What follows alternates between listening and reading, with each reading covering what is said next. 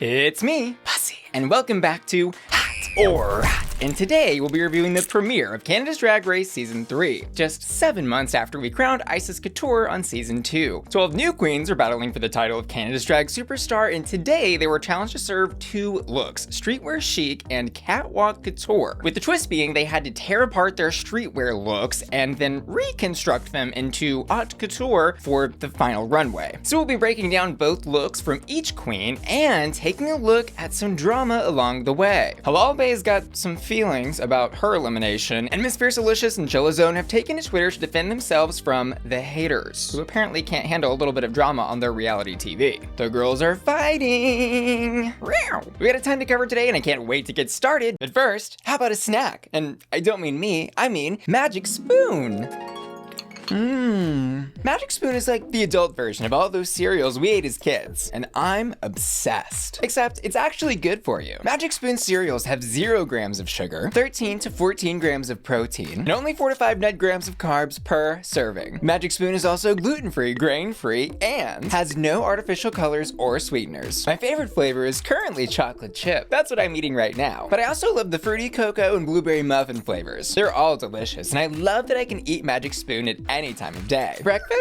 Sure. But Magic Spoon's also great for dessert, a midnight snack, or right before the gym for a quick protein power punch. Magic Spoon is healthy, tastes delicious, and makes me feel like a kid again. And you can try Magic Spoon today and get $5 off your order by clicking the link in the description of my video. And best of all, if you don't 100% love your cereal, they'll give you a 100% refund. So what are you waiting for? Visit magicspoon.com/Bussy to try the future of cereal and save $5 on your order. Thanks Magic Spoon for sponsoring today's video. Now let's deconstruct some fashion. First up, Lady Boom Boom. She's quick to let everyone know she has education in fashion, and it slips out that she knows her way around a sewing machine. It's a dangerous thing to admit on Drag Race, but can she put her sewing needle where her mouth is? In her Sidewalk look, she gives us a recreation of the iconic Paris Hilton pink tracksuit look, complete with blonde hair and giant sunglasses from the early 2000s. In this look, I think it meets the brief of streetwear chic, but I didn't love it because it really didn't allow us to see who Lady Boom Boom is. But I love the iconic fashion reference, and this look was at least memorable, if not totally original to Boom Boom. So I'm gonna give it a that's hot.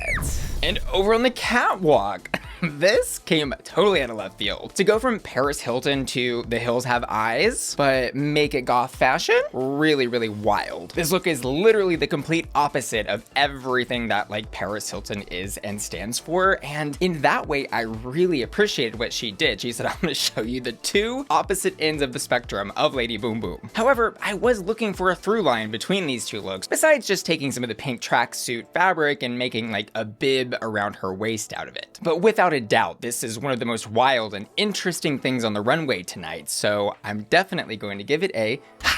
Next up, it's Kaos. She came to the workroom doing the bird thing again, like very similar to the promo. And I was like, oh, I guess she's just like an owl at all times? And for her streetwear look in the mini challenge, she continues to show us the chaos that makes up Kaos's drag. Something about this feels very Gaga in the Judas music video to me. It's very artsy, and as crazy as it is, still looks very cohesive. I think the judges kind of read her for it being a little too much, but I loved how much she was giving in this. There was like some asymmetricality moments happening with this sleekness on like 2 opposite limbs, and then all the ruffles and skirt elements on the other 2. The only change I would have made maybe would have been for the hair to not just kind of been laying on top of all of these upper chest elements that kind of swallowed her, but overall I think a really hot look. And for the catwalk, she takes all of the craziness in that first completely plaid look and makes something spiky and dangerous out of it. I will say though, it's not the most original look. We've seen very similar things over the years from Crystal Versace, most recently in Drag Race UK, who got read to filth for doing this. Aquaria, of course, way back in the day. Back in my day when Aquaria was on Drag Race. And really these elements are I think, core part of that club kid couture vibe that she was going for. But still, I am endlessly impressed with this, and it was visually stunning. Plus, she had a great through line. This look was hot. Next up, Jada, Shada, Hudson. I love her so much already. Jada lets us know she came to Canada as a refugee from Barbados, and she shares a really lovely story about finding her chosen family in her new homeland of Canada. Her streetwear look is funky, fresh, fashionable, and retro. I actually think this is one of my favorite streetwear chic looks. There's just something about the way that black and white trench coat contrasts that hot pink or purple dress that she's wearing. Y'all know I'm colorblind. And the pop of highly saturated red in the wig, just really perfect look from her. This look was definitely hot. And for as exciting and dramatic as all of this was, I was a little nervous for her to try to turn this into a haute couture runway look. However, she kind of stole the show with how simple, clean, and elegant everything was that she put together. It's a red dress giving a nod to the red wig that she was wearing, and she has turned that black and white trench coat, or pieces of it, into like a stole across her chest and put it in the hem of the dress that she's wearing. And I think the hat is what really sold this look for me. Miss Jada is looking red. Next up, Irma Gerd. It's Irma Gerd.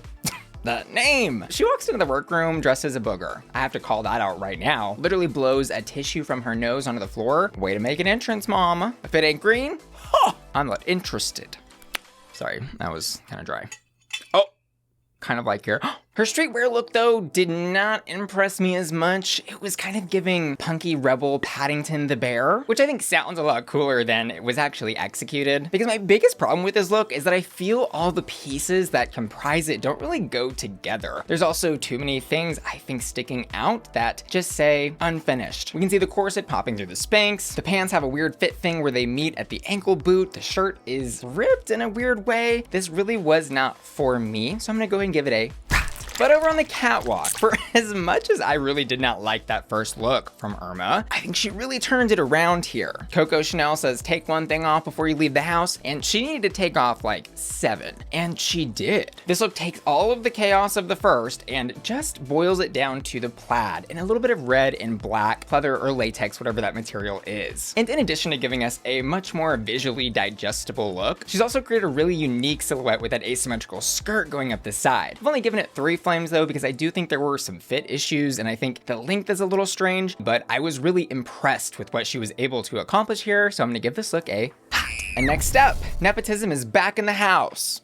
We've got Kimmy Couture, who is the drag daughter of Isis Couture. And I've got to say, if Isis was my drag mom, I think I would be waiting like 10 seasons to go on the show. Those are big shoes to fill. But Kimmy immediately lets us know she is truly her own person, and so she's happily representing the trans and Asian communities. For her first look, streetwear chic, she has given us a very, I think, real world streetwear chic, because every piece of this outfit is relatively simple, but when everything is put together to style the final look, she has really achieved something quite special. And I think this look was a great reminder that drag isn't always about how many rhinestones you can fit onto an outfit or how custom your look is. This look is hot. Her catwalk look, though, don't think was quite as successful. And I say that because while it is very interesting, and I love the texture of all those cut up pieces that she has put together to create this like feathered type of texture for the bodice and waist, but it really ends right at the waist. It's like maybe she ran out of time or just thought it would be enough to only do the top part of the look. I still had fun with this look though, so I'm gonna give this look a very safe hot. Next up, Bombae, who I didn't realize is actually the drag daughter of Halal Bae. She's from Mumbai, India, and we have a really fun moment with her on the episode where she is dragging Fiercalicious and says, I impersonate women who don't have breasts. Fierce impersonates women that don't have talent. Shade noise. Bombae also impersonates women who love sports. Her first look is this incredible giant puffy jacket trench coat thing that has a stunningly sickening silhouette for it being a puffy jacket, and then reveals the sports gear that is camouflage printed. I will say, and this is just an observation, not a critique, this was an extremely elaborate look for streetwear chic, and I love that she was extra enough to do all of this. And this, by the way, won her the mini challenge. Rightly so, because this look is hot. And over on the catwalk, she was another queen really lucky enough to have tons of base material to construct their look from. And oh my god, the legs on Bombae. The longest legs in the world. I can't believe that she left no legs for the rest of us. Anyway, this look is interesting, I think, and considering the challenge of converting what she had into something new, but keeping a through line, I think she did a great job. Obviously, the fit is, I think, a little big and baggy, but remember, she's working with puffer coat material and trying to create a really tight silhouette. So that was a little bit of a struggle there. However, the end effect of what she did was absolutely fabulous. And again, those legs. This look is hot. Next up, Miss Moço. Her streetwear chic look is comprised of all these different pieces that are neon, and it is a very chic look. It feels Parisian. Oui. Mixed with a little bit of like Carrie Bradshaw or something. And overall, I think she had a really cohesive look with a clear perspective on what she was going for. So I'm gonna give this look a hot. But over on the catwalk, she did that. Firstly, I have to call out when she was designing this in the workroom, Kimmy looks over at her and she's just like, that looks really good. And then in the confessionals, like, yeah, I'm totally doing that as strategy. The final result, though, of course, had nothing to do with Kimmy and everything to do with Miss Moço. This felt like she really just kept doing more. I think she knew that creating a look wasn't going to be her strong suit and tried to hide it with more fabric. Gloves, longer hem, flower pieces across the chest. I don't want to go on too long about it, but it's very obvious this is a frumpy and unsuccessful look tonight, and it's a Next up, Chelazon Leroux. We learn in this episode she is from Treaty 6 Territory, Saskatoon, Saskatchewan. We also learn that she's a content creator on TikTok with about 500,000 followers. Nothing to sneeze at. But let's talk about her streetwear look. This is very casual for drag. Her hair, gorgeous, mug, be for the gods, but that outfit, certainly for the streets, and probably from the streets. It's a cut-up hoodie, jean shorts, and a corset thrown on for fun, I guess? And the problem for me with all of these different pieces is that they cut off her silhouette in so many places. The top, the end of the corset, the shorts, and then the thigh-high boots. This look was a But over on the catwalk, I think she salvaged a little bit of the streetwear into something presentable. On this dress, she has painted F around and find out. She said, I'm taking no prisoners this season, and I think was also a silent dare to the judges to dare them to ask her how she created this look from that little tiny piece of sweatshirt that she was wearing. And to that point, I really don't think there was anything from the original look in this besides the hair and mug and corset. Despite my questions about the construction, I think the look was a very safe hot. Next up, Vivian Vanderpuss. And she describes herself as a vintage vixen cat fanatic. And yes, it got that vibe. I want to call out, she had one of my favorite entrance looks. She came dressed like an old couch wrapped in plastic, like a dust cover, I guess. I mean, she looks completely ridiculous, but it's so well constructed, completely camp, and unique, most importantly. And for her sidewalk chic look, she keeps vintage alive. The 80s, specifically, they're alive here, but on life support. And she's explaining this concept of being a dog walker. That's what all those little tendrils are hanging off of her waist, which like makes sense when she says it, but it really just looks like she's a giant spider or something. I think a bigger issue here was the colors that she used to construct this look. Everything just kind of faded into a poopy diaper brown. Not for me. This was a And for her second look, I was shook that she did not get more praise. I think she should have definitely been called out in top 3. Like, I barely recognized her going from that insane spider look to this vintage old Hollywood gown. I love that she turned the leash into like an old cigarette holder type of thing. And most importantly, the dress looks really well constructed. This look is hot. Next up, Halal Bae. Let's start on a high note here. Her entrance look was so much fun. She was giving us a little Lady Gaga meat dress callback with the fun detail of half of her face being painted like muscle tissue. She was serving a lurk, and we learn about her. She was born in Egypt, moved to Kuwait, and then finally immigrated to Canada. This cast is so worldly. It's so much fun, I think, to hear all of these different stories. Over on the sidewalk, though, she is giving us something really truly wild. It's giving like Moira Rose and the Crowaning from Schitt's Creek, but like not in a good way. I think there are maybe pieces of the sidewalk look that could have worked independently. That really structured jacket just looked absolutely crazy and out of place next to that black and white skirt trailing behind her. And that wig was unforgivable.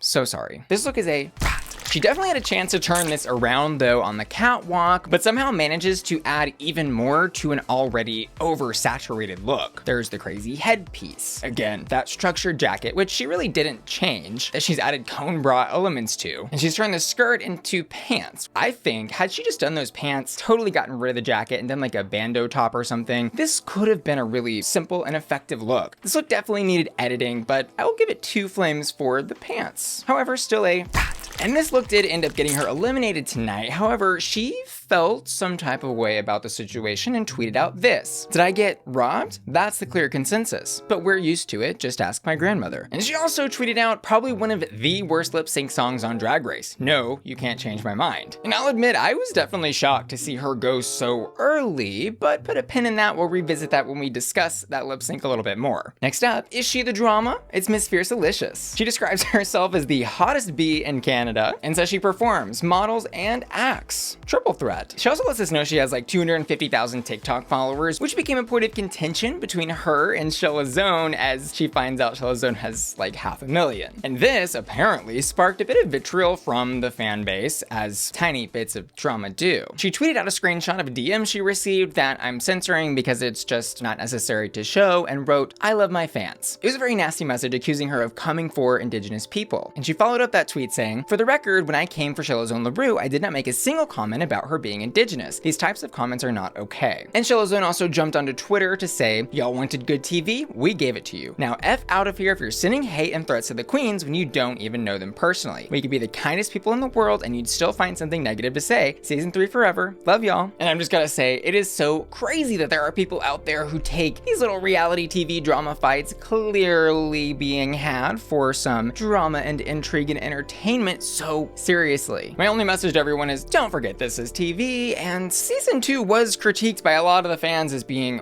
boring because it was kind of a lovey-dovey focusing on the talent season. The season 3 girls said, "Not today, mama, we're gonna give you a little bit of drama, and please be nice to them. They're clearly just having fun." Now let's talk about Miss Fierce's looks, which also sparked a bit of controversy online. Her sidewalk look is red and white like the Canadian flag. I think that's what she was going for. And I've gotta say, her legs look great. She's a very pretty queen. I think it was kind of a miss though. The silhouette is all over the place. There are strange cutouts in the front part of the skirt. The puffy jacket doesn't really add a whole lot to this for me. And with that skirt, I didn't love the booty heel. I'm gonna give this look a rat. And over on the catwalk, she gave us possibly one of the funniest transformations of looks. There is nothing on this look besides the little like hemorrhoid balls that she has placed 2 times on the dress from the original look. And I don't need to harp too much on it, but this look is so simple and not super well constructed. But don't forget, Rita Baga actually won the first challenge of her season in a very similar dress. So what do I know? This look is definitely a rot, but I will defend it and say this look is not the worst presentation on the stage, and I think it made sense for her to stay out of the bottom 2, which we'll talk about here in a second. We've got one more queen, and her name is Gisele Lullaby. Her sidewalk look wasn't really for me, but it is at least cohesive. I think the pieces that she has put together go together. I just don't love the color or the fabric she chose. It's just kind of giving very cheap date. So sidewalk, yes, but chic, no. So I'm gonna give this look a rat. Over on the catwalk though, she has transformed her sidewalk look into something completely unrecognizable. She's giving Judy Jetson Hooker. So you'd think I look like a Judy Jetson Hooker. Wow, me doing the same joke over and over again. Y'all love that. And I will say, considering what she was wearing, this is a significant improvement. This is like a girl from the 60s. She's retro, she's mod, she's fun. And I do see those, green elements that have been integrated into this dress. And it's clear that she put a good amount of effort in, so I'm gonna give this a very safe 3 flame. In our deconstruction, reconstruction, design challenge day, the winner is Lady Boom Boom, which to me was totally fine. I personally would have given the win to Jada's Shada Hudson because I think she had a better showing across her 2 looks. And most importantly, I think she had a ton of her personality in those looks. And in our bottom 2 tonight, we have Halal Bae and Miss Moço. And this is where the controversy came in because people were saying it should have been Miss Fiercalicious. Like I said though, her look wasn't good, but it certainly was not as unsightly, I think, as Moço's was. Although even based off my own personal flame ratings that I did, any combination of those bottom 3 and the bottom 2 definitely would have made sense. Another thing I'll point out about putting Moço into the bottom though was the judges specifically called out Brooke how deer in the headlights Moço looked on the runways. They definitely factor in personality, intrigue, and drama, sure, when considering bottom 2 placements. They're ultimately trying to make the best TV possible. And concerning that lip sync, I did react to it over on my Patreon at patreon.com/BussyQueen. That's my members only website where my patron family gets exclusive member benefits like early access to my YouTube videos, access to exclusive videos, and access to the Bussy Queen Discord server, and you can join by clicking the link in the description of this video. See you there. But this lip sync was kind of wild. They did Justin Bieber featuring Nicki Minaj, Beauty and the Beat. So crazy. I think they did it mostly for Nicki's verse, but like the Queen's lip syncing to Justin Bieber was a trip. And as we saw earlier, Halal was not happy with that. Overall, it was a chaotic lip sync, but I was genuinely surprised to see them keep Moço instead of Halal. I think Halal's lip sync was a little tighter, and I loved the little jump split that she did at the end. But let me know what y'all are thinking about all of this down in the comments below. Who do you think should have got the win? Who should have been in the bottom two? And who should have sashayed away? And finally, for my hottest on the runway today, I'm gonna give it to Jada, Shada, Hudson. I also asked my patrons to vote on their hottest hots, and they've chosen Kaos. Lastly, I want to say thank you so much to today's video sponsor, Magic Spoon, for keeping me snacked and full. Don't forget you can save $5 on your Magic Spoon order by clicking the link in the description of this video. I also want to say thank you so much to my generous patrons for making my channel possible, and give a special shout out to Aiden the Individual, Alessandro 420, Alicia, Angel, Cyrus, Dicky, Felicia, Frankie, Hector, Jeffrey, Joseph, Josh Marchant, Laura, Lisette, Louis Labrador, Mark James, Matthew Burns, Matthew Bauer, Miss F, Neely, Sailor, Stephen, Topher, and Will and Ton, who were all supporting me at my Bussy Queen Collector tier. See y'all later. Love ya. Bye.